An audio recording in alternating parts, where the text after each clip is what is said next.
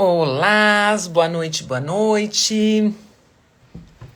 Iniciando ao vivo a nossa live. Hoje não é dia de live habitualmente, não é? Habitualmente as nossas lives são às quartas-feiras.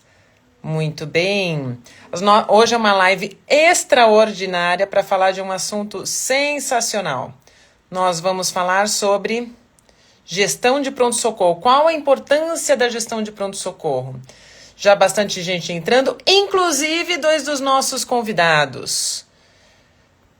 Vou chamar aqui. Aqui, Dr. Douglas, Dr. Carlos Augusto Dias, convidados para falar sobre gestão do pronto-socorro. Dr. Dias já está online. Douglas, estou vendo o seu computador. Já vamos virar. E por que nós estamos falando sobre gestão de pronto-socorro, estamos fazendo uma live extraordinária.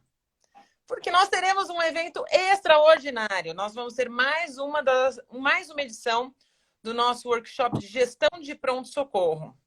E vai ser muito especial essa edição, porque ela vai estar no pré-congresso da Abramed, que é a Associação Brasileira de Medicina de Emergência. Aqui, doutor Cury também entrando.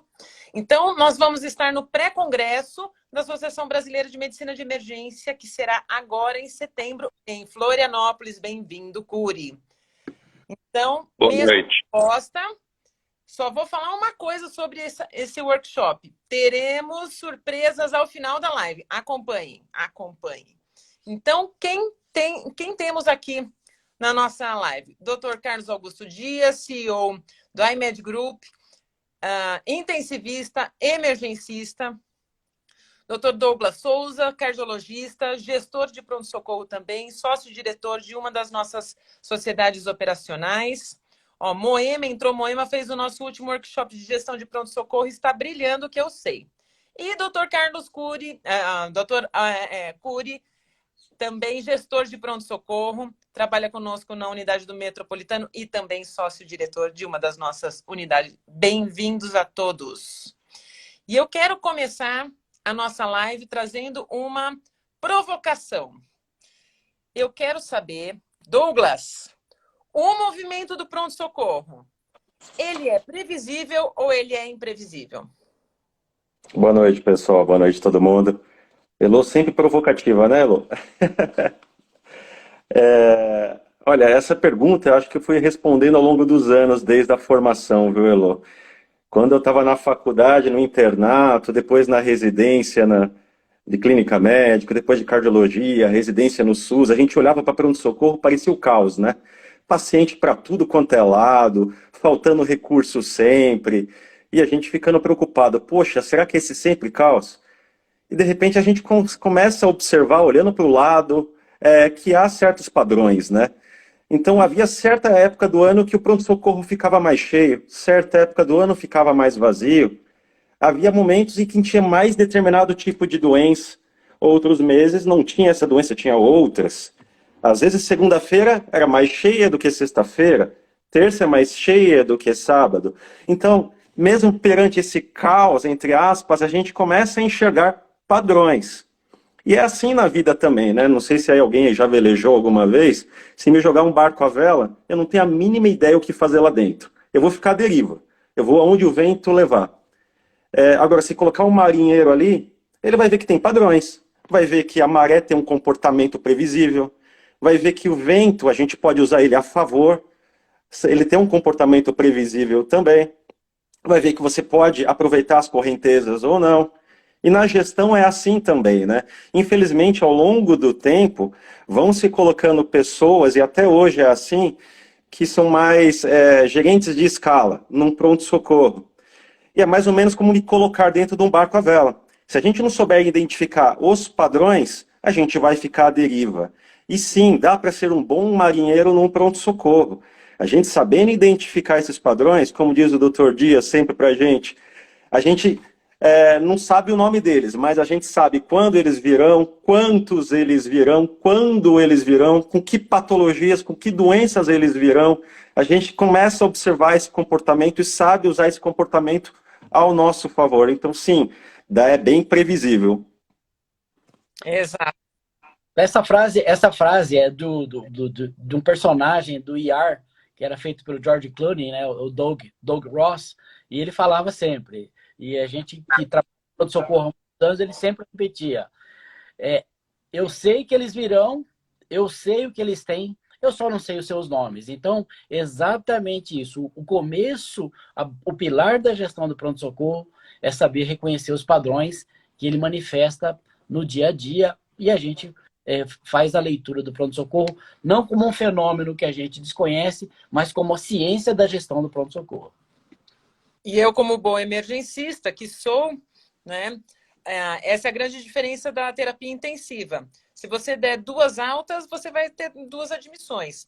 E eu falando pronto-socorro, vai ter vaga na enfermaria, vai ter vaga na UTI, a gente vai conseguir dar alta e o pessoal consegue diminuir. Eu falei, não, nós nos prepararemos para os próximos que virão. Para o caos, que acontecer é certo. Né? Agora, se o caos chegar numa situação um pouquinho melhor, aí vai bem. Curi, agora para você. Como a gente já viu, existe um padrão, uma previsibilidade no movimento do pronto-socorro. E aí a gente encara a seguinte situação. Tem aquela pessoa que trabalha há muitos anos, que conhece todos os macetes. O Douglas mencionou algo sobre o gestor ser um escalista, né? Alguém que resolve escala, que sempre é um grande problema, porque existe uma sazonalidade grande na medicina, que dirá na escala de pronto-socorro. E aí eu te pergunto, a gestão do pronto-socorro, ela deve ser feita de uma maneira intuitiva, baseada na grande experiência que algumas pessoas têm e de ter essa observação desses padrões, de ter muito contato com as pessoas, ou existe uma ciência por trás disso? Não, sem dúvida, acho que experiência, ela pode até te ajudar a abrir alguns caminhos, mas existe toda uma ciência por trás. Como o próprio Douglas mencionou, a gente consegue entender um pronto-socorro com uma ciência mais exata do que algo errático, né? E pensando isso como realmente uma ciência exata, existem ferramentas e teorias que a gente pode utilizar no nosso dia a dia da gestão do pronto-socorro que facilitam muito o nosso trabalho e facilitam inclusive a vida do médico plantonista que está lá no seu dia a dia, né? Então, sem dúvida nenhuma, o pronto-socorro não é errático, ele é previsível e existe toda uma ciência por trás. Muito bem. Doutor Dias, dentro dessa ciência, o senhor pode mencionar algumas teorias, algumas ferramentas que a gente pode utilizar na gestão do departamento de emergência?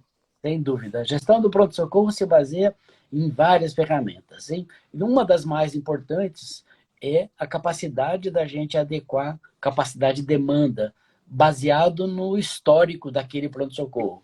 Um pronto-socorro de um determinado sítio, ele tende a representar o mesmo padrão. Então, todas as segundas-feiras serão iguais, todas as sextas-feiras serão iguais, todos os sábados serão iguais. E, inclusive, os feriados, né? Todos os feriados, se houver um feriado numa terça-feira pós um final de semana, a gente, através de uma modelagem de capacidade de demanda, eu consigo organizar a minha escala. Outra teoria que é importantíssima na gestão do pronto-socorro é o modelo de gestão de fluxo dos nossos pacientes, certo? E esse modelo de gestão de fluxo é feito através de uma ciência, através do modelo Lean de gestão de fluxo. Outra coisa estratégica, é fundamental para a gente poder escalar quem tem prioridade no pronto-socorro, é ter um modelo adequado de triagem para a gente saber no pronto-socorro quem pode esperar e quem não pode esperar, entre todas as teorias. Nos momentos de pico, a gente usa uma teoria chamada teoria das restrições para a gente saber aonde o gestor do pronto-socorro é capaz de fazer a intervenção mais eficiente no sentido da gente conseguir agilizar o fluxo. E, entre outras teorias, essas são as mais importantes. Muito bem. Dentre essas teorias, algumas específicas a gente vai conversar um pouco mais a respeito e, apesar de eu também vou falar hoje, né? Certo. O doutor Dias mencionou sobre a gestão da capacidade de demanda. Isso nos leva a tentar entender o que é um servidor, porque eu vou acoplar a demanda que eu tenho com o número de servidores. E o que é o servidor? É o recurso que eu preciso utilizar. Se eu estou fazendo a capacidade de demanda da triagem, é quantas enfermeiras triadoras. As pessoas triando ali, cada uma é um servidor. E mesmo porque o servidor, ele não está disponível o tempo todo. Porque a maior parte das vezes nós estamos falando de pessoas. A pessoa vai Exato. fazer almoço, a pessoa vai no banheiro. Então, às vezes, eu estou contando com um número de servidores, mas ele flutua ao longo do tempo. Eu preciso me precaver disso, eu preciso prever isso e me adequar a isso. Outro servidor, tomografia. Se eu tenho um número de pacientes que vai fazer tomografia no departamento de emergência, eu tenho que saber se o meu tomógrafo está disponível ou não, né? Se esse servidor existe ou não. A tomografia quebrou e vai precisar fazer no hospital que fica a 1 quilômetro de distância. Meu servidor tá com problema e eu vou precisar ajustar a minha capacidade, né? Outra teoria que o Dr. Dias passou por perto, eu queria que o Cury falasse sobre teoria das filas. Vamos Fila lá. do pronto-socorro. Já imagino que tem gente tendo arrepio aqui. Eu vou usar um exemplo que também é do Dr. Dias. Acho que, sem dúvida nenhuma, ele é um mentor de todos nós que estamos aqui dentro do contexto do pronto-socorro. E acho que é uma frase que, como lúdica, ela deixa muito claro essa ideia da fila, né? Então, num restaurante japonês, o Dr. Douglas pediu um combinado sushi sashimi. O Dr. Dias pediu um temaki para comer e ir embora rápido, né? Quem está gerenciando essa entrada de pedidos e saída de pedidos tem que entender que o tempo para se fazer um temaki, para a pessoa comer um temaki e ir embora, né, deve ser mais rápido do que aquele que vai comer um combinado, que é um prato mais complexo, que vai ter mais cortes, mais peixes diferentes juntos dentro disso, né? Então, com essa visão lúdica, eu acho que é bem fácil da gente entender o contexto de olhar uma fila como um todo. No pronto-socorro, a gente tem pacientes com diferentes demandas mais ágeis, demandas mais lentas, né? E a gente tem que saber conseguir identificar quem são esses pacientes e puxar esse que precisa de um atendimento mais rápido ou esse que pode esperar um pouco mais, né? E conseguir fazer com que ele flua dentro do pronto-socorro de uma maneira mais ágil e provendo qualidade de assistência para ele, né? Principalmente qualidade e segurança, né? E fala um pouquinho mais, doutor Dias, para nós sobre a teoria das restrições. A teoria das restrições tem um enunciado clássico, né? Que diz o seguinte, que a fragilidade de um sistema é igual ao seu elo mais fraco. Então, vou dar um seguinte exemplo, dentro do pronto-socorro. Você tem lá médicos suficientes para atender os pacientes na chegada, em sequência, série, você tem os médicos da frente, da porta, do meio, ou você tem em paralelo várias salas com 8 médicos. Mas naquele dia, do pessoal de apoio, faltaram 2 pessoas para abrir ficha no pronto-socorro. Então, o que acontece? O elo mais fraco da cadeia é o fato de a gente ter uma dificuldade grande de abrir as fichas, ou eventualmente de fazer a triagem, do que ter o recurso mais importante que o paciente olha, que é ter o médico à sua disposição. Então, o papel do gestor é o tempo inteiro de olhar para toda a sequência de servidores e identificar qual é o elo mais fraco de todo o sistema e reforçar esse elo para que ele não gere uma restrição importante no fluxo dos pacientes. E só lembrar que, dentro da modelagem dos pacientes, nós temos os pacientes que devem ser puxados, que são os pacientes verticais. E nós temos os pacientes que devem ser empurrados, que são os pacientes horizontais, que precisam de demanda, de diagnóstico, de laboratório. Então, com essa visão, o nosso gestor do pronto-socorro, que anda todo o fluxo, é capaz de administrar e ver se o fluxo está fluindo. Muito bem. Isso realmente é muito complexo porque o médico precisa aprender a gerenciar não só a equipe dele, porque como todo setor crítico, ela vai agir integrada com várias outras questões, não só assistenciais, como enfermagem, os recursos, mas administrativas também, não é? O paciente precisa abrir uma ficha, o paciente precisa apresentar documentação, isso inclusive é uma meta de segurança, o paciente está corretamente identificado, não é? E quando o Dr. Dias fala sobre essa trajetória, me faz lembrar de uma outra ferramenta que é o Design Thinking. Né? Como que a gente aplica Design Thinking no pronto-socorro.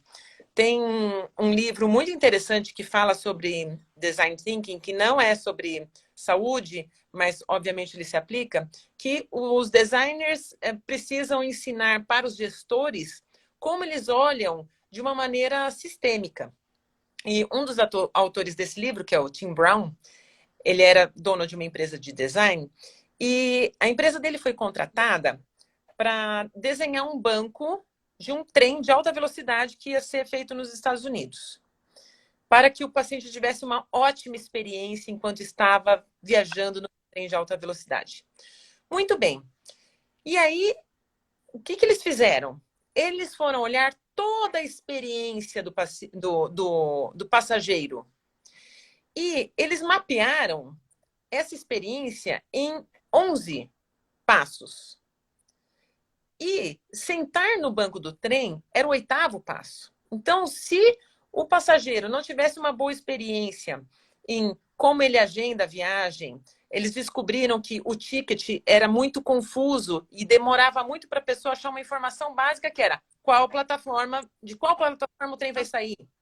Então, eles fizeram diversas intervenções em toda essa experiência para depois chegar no banco macio, confortável, e que a pessoa pudesse aproveitar tudo. E isso a gente está falando sobre experiência do cliente, que também se aplica ao nosso caso.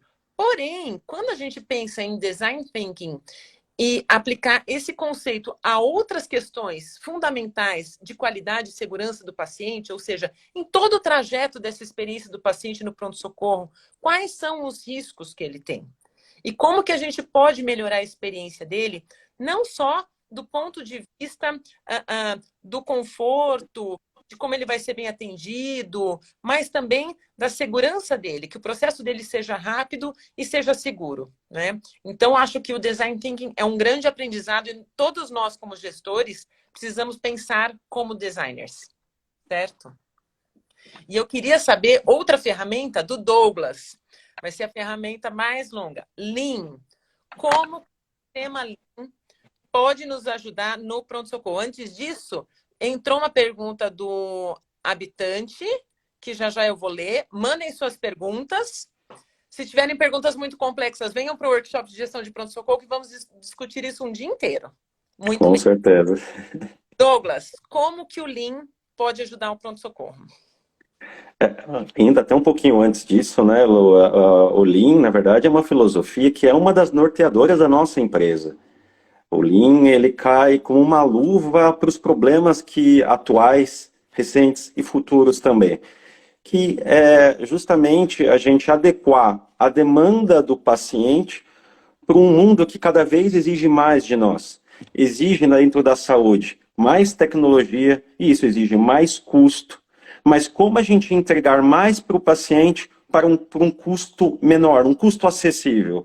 Como a gente entregar mais segurança, mais satisfação a um valor mais acessível ao cliente? Mantendo o cliente, como sempre, no centro de todas as nossas ações. Mas isso não foi pensado na saúde agora. Isso, como filosofia, já foi pensado no século passado, lá no Japão, dentro das indústrias fabris, na Toyota. Eles já estavam trabalhando com melhoria de performance, de eficiência, e recentemente o Ocidente foi estudar, poxa, o que fez da Toyota a maior a indústria automobilística do mundo, a mais eficiente do mundo. Então muitos foram estudar como eles chegaram nesse ponto, nesse nível. E recentemente a gente trouxe um pouco dessas melhorias para a área da saúde. É a filosofia Lean.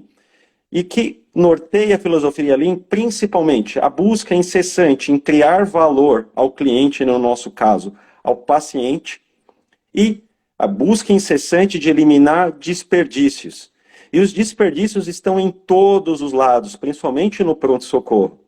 E há diversas formas com que a gente faz isso. A gente trabalha com pilares para alcançar isso. A gente trabalha com pilares de trabalho padronizado. A gente fala que a variabilidade é inimiga da qualidade.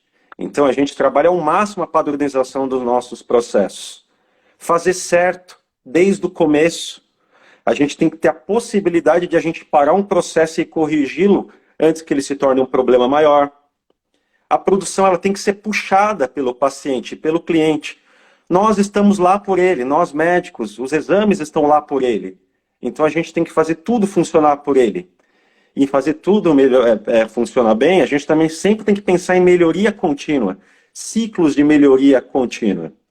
E isso tudo tem que ser também capitaneado por uma liderança que sempre trabalhe com respeito, com humildade, que saiba sempre ouvir a sua equipe e aprender junto e desenvolver junto. E na busca incessante de desperdício, né? E nenhum paciente vai num pronto-socorro e pagaria pelo tempo de espera que ele fica na fila. Ele não pagaria para o médico sair do consultório e sair procurando sulfite.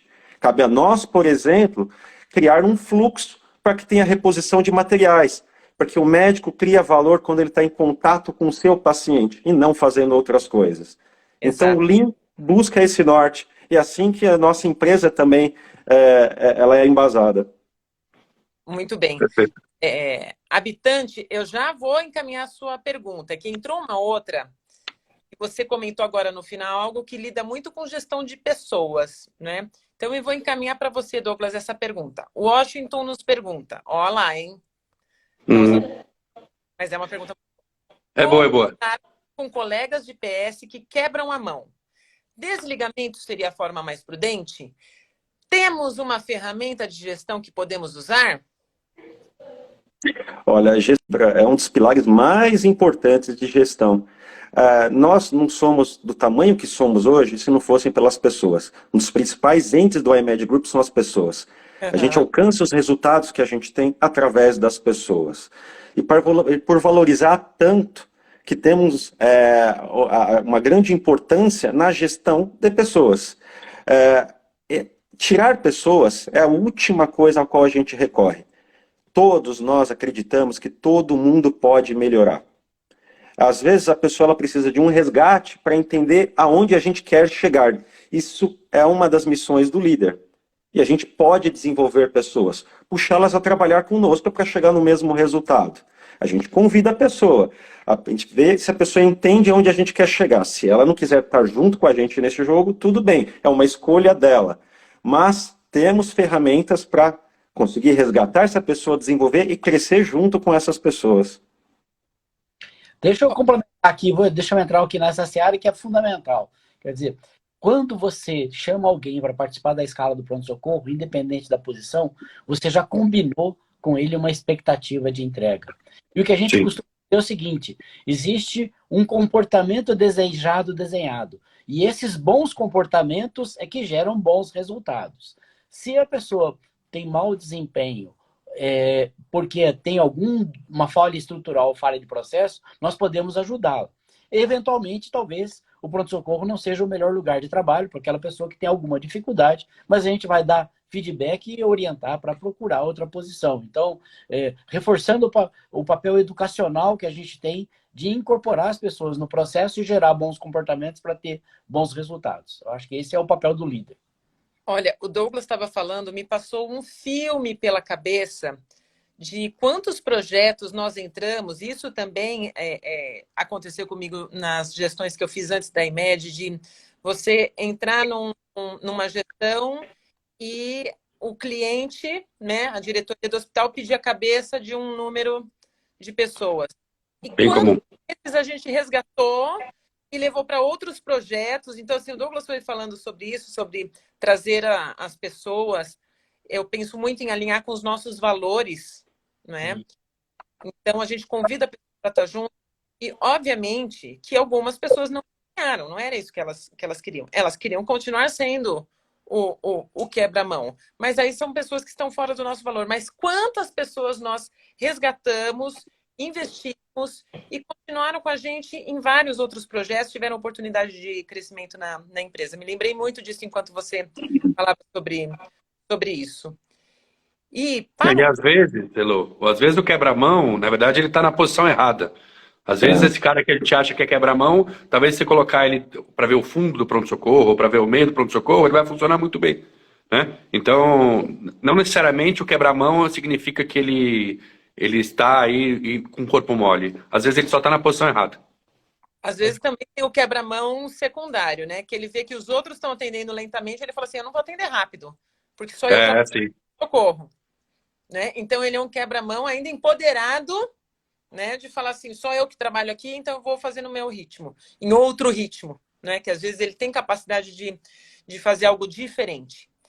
E eu queria que você comentasse, Curi, sobre psicologia da espera, e vai entrar muito bem a pergunta que o habitante fez, que é, olha só, quais estratégias temos para atender a expectativa de baixo tempo de espera por atendimento e alta para pacientes de baixa complexidade clínica, considerando que isso acontece na maioria dos serviços em cerca de 75%. Né? Por mais complexo que seja um pronto-socorro, realmente a gente sempre tem um grande contingente de pacientes de baixa complexidade, alta expectativa. E nisso, psicologia da espera. Como que a gente encara? Então vamos lá. Olha como a gente vai amarrando todo o conceito de ciência por trás do pronto-socorro, né? Porque na psicologia de espera já está incluso aí a teoria das filas, a teoria dos gargalos, né, das restrições, todo o conceito de Lean, de tentar otimizar a máquina, né, para atender esse paciente. Então a ideia, assim, pensando só na espera em si, a gente conseguir montar uma equipe que consiga puxar esses doentes de acordo com a complexidade, com pessoas com maior produtividade, maior atividade. Além disso, conseguir fazer com que esse tempo de espera passe de uma maneira mais agradável. Então, isso vai desde uma coisa simples. Quantas vezes a gente já foi em consultório médico que tem uma revista, onde tem uma música agradável, ou um acesso à internet, ou uma televisão passando um noticiário na tela, enfim, coisas que façam que você tenha uma percepção de tempo mais tranquila do que simplesmente você estar sentado num lugar e ficar olhando o relógio, ver se passou de minuto a minuto, né? Então são coisas que a gente consegue fazer e tem muitas coisas simples que podem ser feitas, né, para que o paciente tenha uma percepção de tempo mais agradável e consiga esperar por um tempo maior. Mas volta. Se a gente tiver capacidade de demanda acoplada, se a gente tiver uma maneira de fluxo de fila adequado, se a gente conseguir trabalhar nas restrições nos gargalos, tudo isso vai conseguir fluir de uma maneira muito mais rápida, né? Exato. E é importantíssimo, assim, eu acho que as pessoas têm que ter noção dos tempos das coisas. Né? Então, a partir do momento que ela passou na triagem, por quanto tempo até abrir a ficha, quanto tempo até passar no médico, e quanto tempo demora o seu exame, e assim vai. Né? Existe um aforismo na gestão do pronto-socorro que as esperas conhecidas demoram menos do que as esperas desconhecidas. Então, nessa relação de transparência do processo de atendimento, os nossos clientes precisam saber em quanto tempo eles vão chegar no médico. O que é que eles querem quando eles vão para o pronto-socorro? Chegar no médico. Eu acho que essa é a principal intenção do paciente quando vai no pronto-socorro. Exato. Elô, mas acho que ainda está na questão também do Alê. Cabe ao gestor também identificar o perfil desses pacientes, né? Por exemplo, o Alê comentou, e é muito comum na cultura brasileira, esse hiperuso da estrutura pronto-socorro para baixa complexidade, né? Às vezes parte desse contingente, parte dessa demanda não deveria estar ali. É um paciente que vai lá para trocar receita, é um paciente que vai lá para uma avaliação para exame de piscina ou algo assim. Um gestor, ele pode, usando teoria das filas e outras coisas, tirar esse paciente dessa fila grande ou faz um fast track para ele, então ele vai ser atendido mais rápido, vai conseguir resolver o seu problema, ou na triagem mesmo, você pode combinar um fluxo de encaminhamento para um ambulatório. Então, a demanda do paciente ela não pode ser renegada. Ele vai lá com o seu anseio, é nosso cliente, e a gente pode ajustar o nosso fluxo para isso também, né? Porque isso tem, eu vejo certas pessoas, quando a gente lida com isso de baixa complexidade, as pessoas falam, o paciente não deveria estar ali. E às vezes realmente não é uma demanda de pronto-socorro, mas isso faz toda a diferença. A demanda dele não pode ser renegada, não é verdade? Exato. Ele está ali. E como diz o doutor Dias, a manchinha na pele às 3 horas da manhã pode não ser real, mas a angústia é real, não é? É isso mesmo. Muito bem. Falou a queixa do paciente. Uma pergunta que eu quero fazer para o Curi e Douglas na medida em que a gente tem um pronto-socorro lotado, você tem o fundo lotado e você tem um volume grande de pacientes a serem atendidos, que ferramenta a gente tem no dia a dia do nosso pronto-socorro para tomar a decisão? Como é que a gente monitora essas tomadas de decisões e essas escolhas durante o dia todo. Perfeito. Acho que são algumas ferramentas, mas uma das que a gente mais usa é o gerenciamento diário, né, doutor Dias? O gerenciamento diário nos permite saber aonde está a restrição e aonde a gente pode alocar e modificar rapidamente recursos, né? Então, de repente, se eu vejo que a porta está muito cheia, a emergência está tranquila, a observação tranquila, a gente desloca os profissionais dessa área para onde tem alguma demanda maior. E o fluxo reverso também é existente. Mas o GD nos permite olhar para aquele momento onde o problema está acontecendo e agir de uma forma mais rápida também, né? E aí, eu complementando, eu acho que a gente também tem, ou pode trabalhar dentro da rotina do pronto-socorro, trabalhar com um huddle, né, diário, se conseguir trabalhar ainda com um matutino e um no fim do dia, melhor ainda, onde você vai discutir as problemáticas ao longo do dia e se programar já para a sequência, para que esses erros não aconteçam novamente. Então, eles conseguem, com as duas ferramentas, dá para ter mais na mão ainda e ser mais previsível ainda o trabalho no dia a dia. Muito bem. A Rafa comentou aqui que o paciente tem que se sentir único naqueles 15 minutos, isso também é essencial, e nunca deixar ninguém sem notícias da espera, que é a questão da espera conhecida, não? Uhum. Também Marcela contribuiu. Fluxos lineares e com movimentos entre as etapas também contribui para a melhor experiência nas esperas. Exatamente. E no workshop de gestão de pronto-socorro, vamos fazer um espaguete. Exato. Quem não sabe o que é, depois pergunta para a gente. Ou então vem e se inscreve no nosso workshop de gestão de pronto-socorro. Lembrando que tem surpresa no final da live. E fora o workshop de gestão, amanhã e depois de amanhã tem CIMED, onde vamos discutir diversos assuntos. Medicina hospitalar, medicina de emergência, terapia intensiva, equipe multiprofissional, inovação, educação, ciência. Uau, muito bem. Entrou também uma outra pergunta da Bia Camargo. A telemedicina pode ser uma boa ferramenta para pacientes que não necessitam de recurso imediato? Por que não utilizar mais? E aí, várias experiências aí durante essa crise de atendimento ao Covid, eu acho que o Curi e o Douglas podem falar que a gente teve inúmeras experiências sobre o uso da telemedicina nos nossos pronto-socorros. Acho que vale a pena citar a experiência aí. Também a gente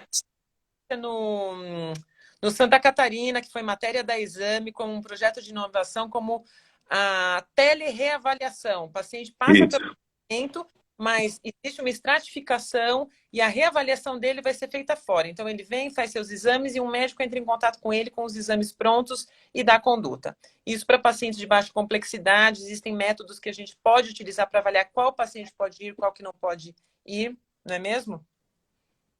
Acho que uma das coisas que a pandemia nos trouxe, uma das diversas coisas, é o grande aprendizado. E certos movimentos vieram para ficar, não tem mais volta. Dentre eles, a telemedicina. São algumas tecnologias de baixo custo que a gente incorporou, que otimizam muito o nosso trabalho. Conseguimos levar especialistas a rincões do país, ou regiões que faltam médico. Aqui mesmo em São Paulo, em determinados momentos, faltou médico na pandemia. Então, a telemedicina pode levar especialistas a qualquer lugar, a qualquer momento, levar qualidade e segurança para o paciente. Então, certas coisas vieram para ficar. Auxilia também, a gente tem feito alguns trabalhos em alguns hospitais, telemedicina usada para reavaliação, telemedicina para apoio de decisão médica. Então, a gente cada vez mais aproveita isso não tem mais volta. E isso ajuda não só o paciente, mas, por exemplo, eu lembrei assim, os médicos com Covid positivo que tinham restrição para trabalhar, mas estavam se sentindo bem, assintomáticos, podiam ajudar com telemedicina. Às vezes o médico quebrou o pé e está em repouso, não pode ficar se locomovendo, mas ele pode continuar trabalhando, não é verdade? Então, são outras possibilidades. Aliás, sobre telemedicina, o Dr. Curi vai falar amanhã no CIMED, só lembrando.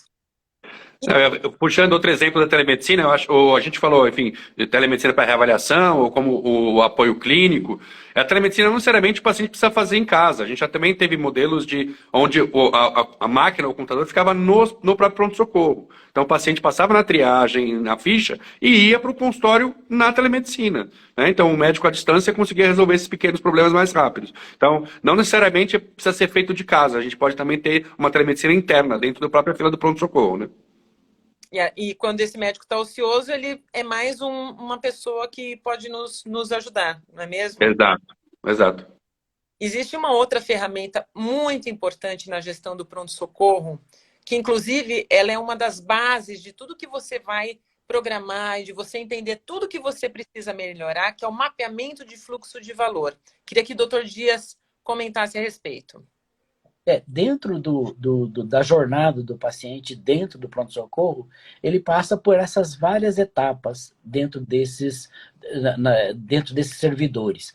E o mapeamento de fluxo de valor faz exatamente isso. Em cada uma dessas etapas, reconhecer o que é importante para o paciente e o que é desperdício, espera, o que ele não valoriza. Por exemplo, o paciente chega, pega a senha.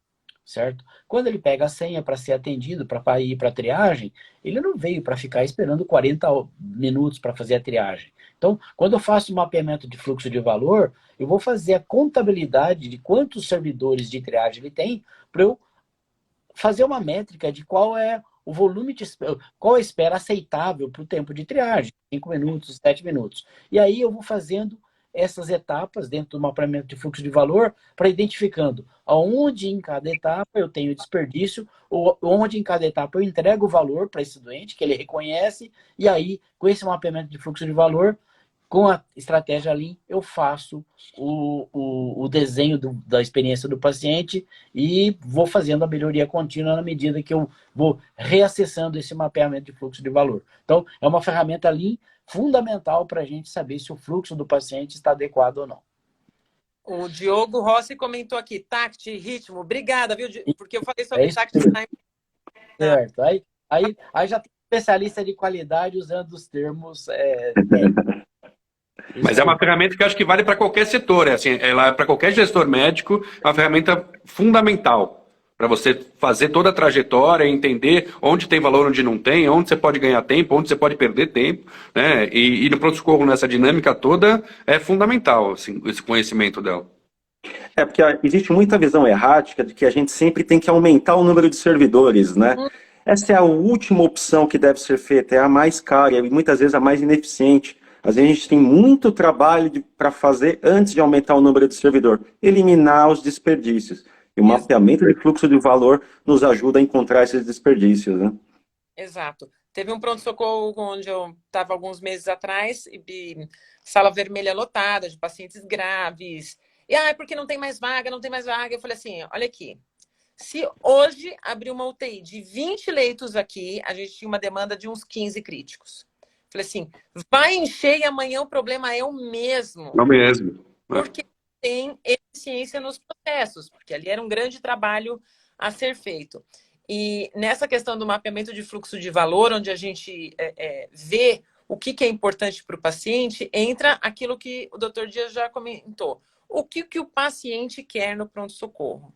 Tinha um diretor de um hospital que eu trabalhava que ele falava assim, a pessoa paga caro no ingresso de Fórmula 1 porque ela quer ver o piloto. Não quer ver o engenheiro, não quer ver o mecânico, no máximo a dancinha da troca de pneus, mas a pessoa vai ver a Fórmula 1 porque quer ver o piloto. E no pronto-socorro, o paciente quer ver o médico. É isso que gera valor para ele. Ele até entende que ele precisa fazer o cadastro, que isso é importante. Ele até entende da triagem, mas o que ele quer, quem vai resolver a vida dele é o médico. Então, a gente precisa encurtar esse caminho até lá. E essa é a expectativa que gera o principal indicador da eficiência do pronto-socorro, que é o nosso porta médico. Exato. Aliás, se a gente pudesse escolher, acho que 2 indicadores mundiais, um deles seria ser atendido rápido. Então, se você vai passar no pronto-socorro na Alemanha, você quer ser atendido rápido. Você vai no Japão, você quer ser atendido rápido. E que resolva o seu problema. Certo. Muito bem. E aí, uma das etapas, eu queria perguntar para o Cury. Vamos falar um pouquinho sobre o processo de triagem, que é um passos antes do paciente chegar no... Sabe que por lei é obrigatório, mas eu queria saber qual que é a importância. E, no fundo, ela ajuda ou ela atrapalha? Então, a triagem, acho que ela tem um papel importante de sinalizar para toda a fila, todo o fluxo que vai ser construído para esse paciente, se ele é um paciente crítico ou não crítico. Ou seja, se é um paciente que tem que sair imediatamente daquela sala de triagem para uma sala de emergência, ou se é um paciente que pode esperar por um tempo maior, que eventualmente, como a gente puxou como exemplo, um que veio trocar uma receita ou que veio pegar um atestado para educação física. Né? Então, a triagem ela tem esse papel de criar esse funil, de entender quem que tem que se passar mais rápido por ele e quem tem que passar mais devagar por ele. Existem N ferramentas dentro da triagem. Hoje em dia, a maioria dos hospitais trabalham com 2 ferramentas, né? Ou Manchester ou ASI. Todas elas também determinam um tempo de atendimento para esse paciente. Então, ela ajuda também nesse sentido dele entender o quão crítico ele é e quão rápido ele tem que ser atendido. Né? Agora, às vezes, tem hospitais que misturam as 2 categorizações. E aí gera um pouco de confusão dele achar que ele tem que ser mais rápido ou mais lento, ou alguma coisa nesse sentido. Mas, em princípio, a triagem está lá para ajudar, é extremamente importante e faz com que a gente consiga perceber quem é mais crítico e iniciar o atendimento dele o mais rápido possível. Dentro do conceito de triagem, vamos lembrar que as melhores triagens das emergências são as triagens de 5 níveis, porque elas são bem orientadoras de fluxo. Né? É muito comum, às vezes, ainda a gente ver triagens que têm só 3 níveis. Elas têm uma certa dificuldade de definir para a gente quais são os pacientes que podem esperar e os que não podem esperar. Então, o ideal é que pelo menos a triagem tenha 5 níveis. E tem alguns lugares que usam Manchester modificado. Uhum. Então, aí acaba criando confusão, né? Tem o 5, assim, não, mas tem o laranja avermelhado, tem o nível rosa. O que é nível rosa? Ele entra em que parte da curva? E as pessoas começam a inventar e talvez complique um pouco, porque na hora que o médico vê a paleta de cores ali, qual que eu vou? Inverno brilhante, outono... Não, e isso tem que estar claro para todo mundo também, né?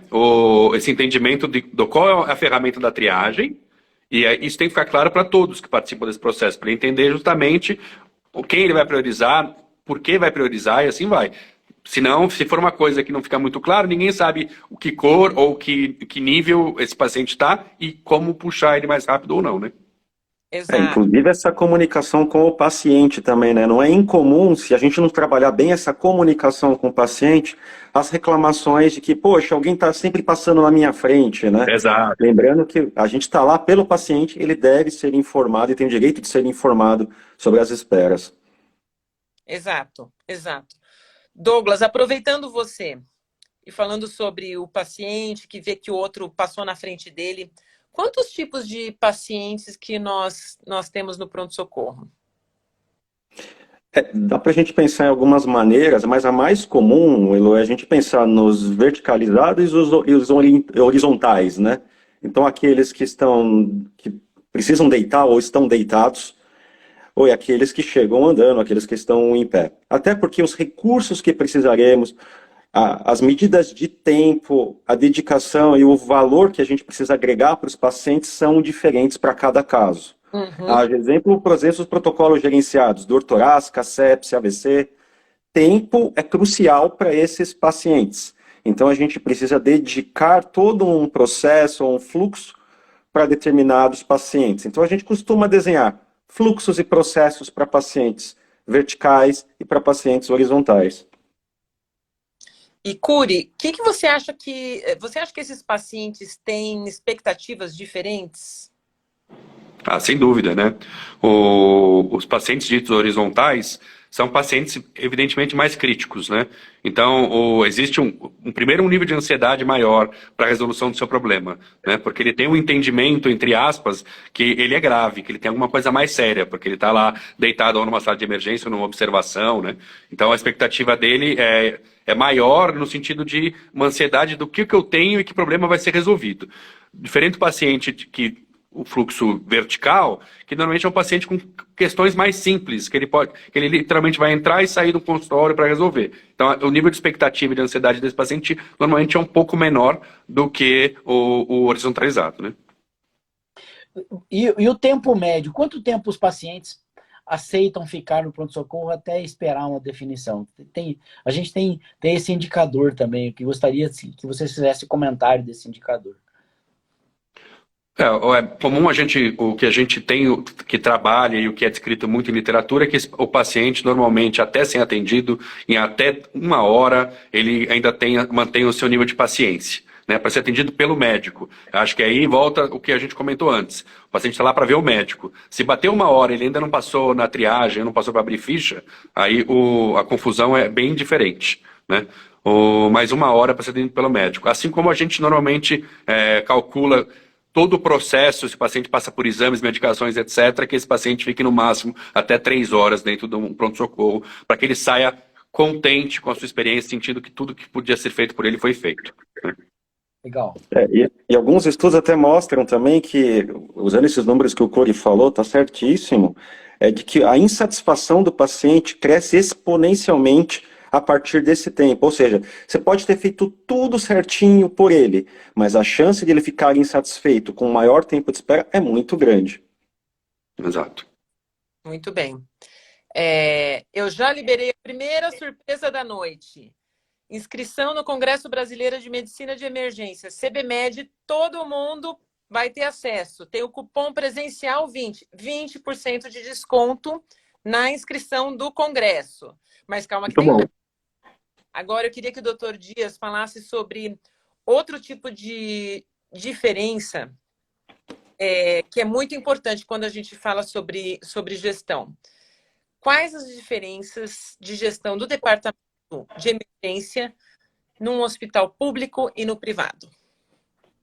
Bom, nós temos perfis diferentes de atendimento dos hospitais públicos e privados. Classicamente, nos nossos hospitais públicos, a gente tem uma sobrecarga constante, né, de afluxo de pacientes, e a gente lida o tempo inteiro com esperas maiores que geralmente a gente tem nos hospitais privados. Então, a prioridade aí é organizar a capacidade que a gente tem de atender os pacientes graves e informar adequadamente os pacientes que vão ter que esperar. Então, a transparência aí nas informações são fundamentais.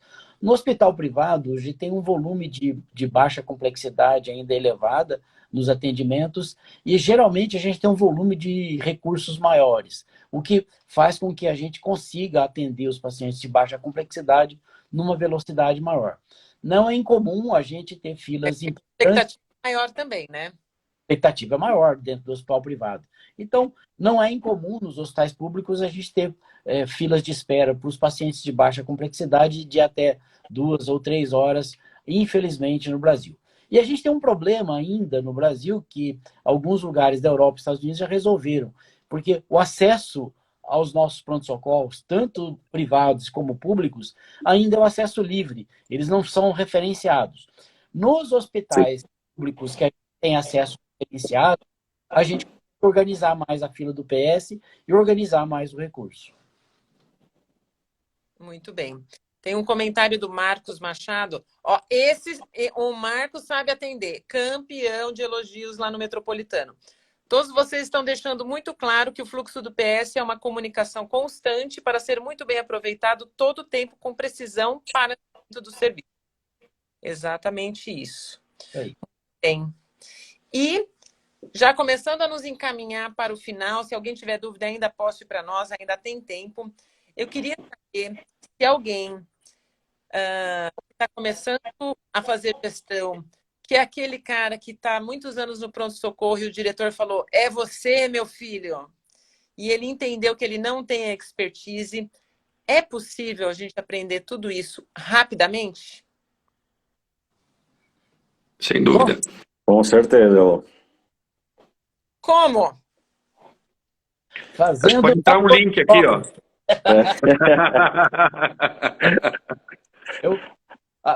Mais ou menos há 15 anos atrás, a gente não sabia que tanta informação, tanta ciência estava por trás da ciência do PS. E o nosso grupo visitou vários pronto-socorros fora do Brasil, nos Estados Unidos. A gente fez esses workshops que a gente hoje faz aqui com os nossos médicos para aprender tudo isso. Então, apesar da gente dominar esses conhecimentos nos últimos 15 anos, ainda falta muito para a gente disseminar essas informações nas nossas emergências. Então, convido vocês a participarem dos nossos workshops aqui em São Paulo e no workshop que a gente vai fazer agora no Congresso da Abramed. E a gente, rapidamente, com essa imersão, a gente faz uma série de simulações dentro do nosso workshop. E, com certeza, se você for gestor de pronto-socorro, o plantonista do pronto-socorro, você vai aprender rapidamente a utilizar essas ferramentas, ficar familiarizado, evidentemente que não vai aprender tudo de uma vez só, mas vai conhecer muito bem qual é o caminho para a gente se desenvolver na área da gestão do pronto-socorro. Com certeza vai abrir a cabeça para muitos novos caminhos. São ferramentas práticas, são métodos ágeis, né? São um conteúdo muito rico que abre novos caminhos que com certeza vale muito a pena. Vale muito a pena. Sem dúvida, acho que não há nada igual no mercado, viu, Elo? A gente conseguiu reunir nesse workshop que foi construído ao longo de anos, não foi do dia para a noite. Uhum. Muito do nosso conhecimento, muitas das ferramentas que ao longo do tempo a gente teve que ir pegando uma aqui, outra ali, como o Dr. Dias comentou, a gente foi várias vezes para fora para buscar o que de melhor estava sendo feito, trazia para cá, experimentava, não dava certo, mudava para outra forma. Então a gente reuniu no workshop a experiência, boa parte da experiência do iMed ao longo desse tempo, do que dá certo, e realmente não tem nada igual por aí. Recomendo muito. Ó, a Dan está falando, faça online também. Dan, a gente tem um módulo online, mas você precisa viver a experiência que a gente tem nas dinâmicas. As dinâmicas fazem total diferença, né? Ali a gente começa a entender. Vem para o workshop. E, aliás, vou liberar a segunda surpresa da noite. Não ligue agora, temos mais. Tem mais. Nós já temos 100% de desconto na inscrição do congresso e os 20 primeiros que mandarem direct para o Instagram da iMed, nós vamos dar 30% de desconto na inscrição do nosso workshop de gestão do pronto-socorro. Dan, vem que eu acho que você vai para Floripa, hein? Vem fazer workshop com a gente, que vai valer a pena. Muito bem. Mais algum comentário, senhores? Não, acho que nós passeamos por todos os temas aqui, deu para ter uma noção bem completa da ciência do pronto-socorro. Muito bem. A Bia colocou, eu fiz workshop de gestão e amei. Outra das nossas alunas foi para Joinville e aplicou os conhecimentos lá, saiu no jornal há 2 semanas atrás, teve uma redução de 60% no tempo de espera em todos os pronto-socorros onde a estratégia é aplicada. Então, a gente está começando a disseminar esse crescimento e, se Deus quiser, esse Brasil afora, né, doutor Dias? Sim. Liberar para todas as pessoas, ajudar os gestores a entender melhor o departamento de emergência e aplicar as ferramentas que existem, porque, afinal, a gestão do pronto-socorro é uma ciência. Meus queridos... E ela faz diferença, né? E ela faz diferença. O pronto-socorro muda. Uhum. E o fundamental, a experiência do paciente melhora, avalia melhor a instituição de saúde, dá feedbacks melhores para o hospital, e esse cliente vira um usuário frequente dessa instituição de saúde na medida que foi bem atendido. Então, ganha o paciente pela eficiência, ganha a instituição de saúde por ter processos de excelências implantados, né? E a gente ganha em qualidade de segurança, né? Também a gente ganha bastante. Muito bem. Meus queridos, muito obrigada pelo nosso bate-papo. Quero lembrar a todos que a live fica gravada na página da iMed. Então, se você não assistiu inteira ou se você conhece alguém que se interessa pelo assunto, pode mandar para essa pessoa assistir, porque vai ficar aí para todo mundo poder aproveitar, tá bom? O voucher do congresso é para todo mundo. Pode mandar para os amigos, vamos todo mundo para Florianópolis. E o desconto de 30% no workshop de gestão de pronto-socorro é para os 20 primeiros que nos mandarem direct. E eu já está acabando. Melhor apresentar já. Está acabando. Só tô entrando aqui. Direct. E convido a todos amanhã e depois participarem do nosso Perfeito. simpósio, o nosso CIMED, e com certeza a gente vai fazer um passeio muito interessante a respeito dos últimos 2 anos da pandemia e dos temas que a gente desenvolveu a partir dessas experiências para compartilhar com vocês. Dos últimos 2 anos e dos próximos 20 que virão, né, doutor Dias? Com certeza. Então, dia 13 de setembro, vamos estar em Florianópolis com o nosso workshop de gestão de pronto-socorro. Amanhã e depois, CIMED, é um evento totalmente online. Vai ter medicina de emergência, medicina hospitalar, terapia intensiva, equipe multidisciplinar. Vai ter bastante gente legal de dentro da conversando com a gente. Eu agradeço os meus convidados e desejo uma ótima noite a todos. Até mais. Obrigado. Boa noite, pessoal. Boa Nos noite. vemos no CIMED. Até mais. Tchau. Tchau, tchau.